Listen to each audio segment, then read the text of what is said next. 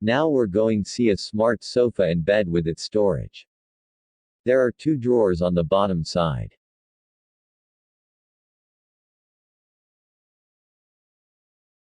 And two vertically inserted drawers on both sides. They are good for books. You may disturbed while finding remote. Here is a good space for remote, phone and other small things.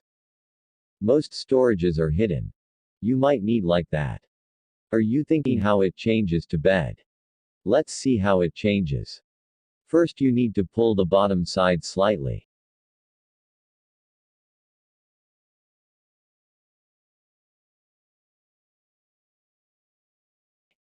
Then pull the sheet like woods from inside.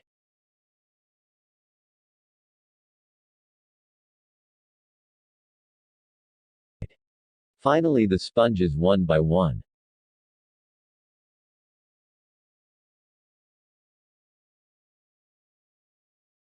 Have you wondered by this smart furniture?